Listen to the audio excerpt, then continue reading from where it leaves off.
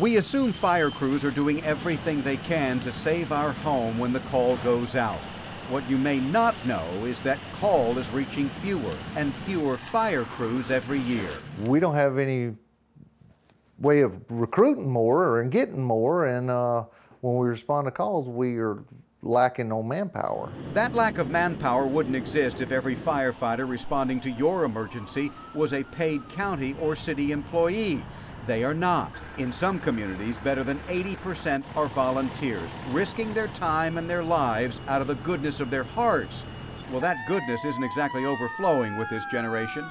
You're exactly right, and I don't think people want to give back to the community like they once did.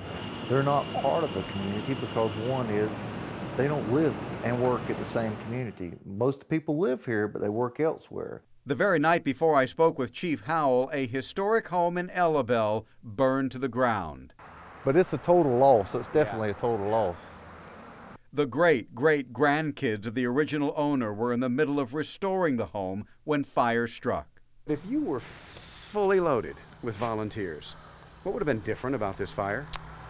Well, I think that we could have probably established a water supply a lot quicker and laid more hose out.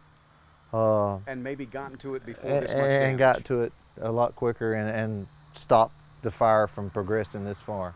That's an amazing admission from the same man in charge of protecting your property, but when you consider what he and other fire chiefs in the area are up against, you begin to understand. Every year, Chief Howell holds what he calls his Citizens Emergency Services Academy, a chance for everyone in the community to get an up-close and personal look at the fire services they're paying for. PSAs, we had flyers, we had pamphlets, we put them all up in the businesses and all. We had zero interest 2 years in a row from citizens. So if we can't get the citizens to care about what emergency services they have in their community, how can we get them to be a volunteer? And it's not just counties, but cities that are having a heck of a time finding volunteers. Richmond Hill, for example, has seen a boost in population and home construction over the last 2 years of some 40%. Yet finding the volunteer firefighters to provide that protection has never been more difficult. I'm putting my firefighters in danger operating with such small numbers. We're killing ourselves to save property and lives, but we're also putting our firefighters at a higher risk. And Chief Ralph Catlett is one of the lucky ones. Only 50% of his force is volunteer.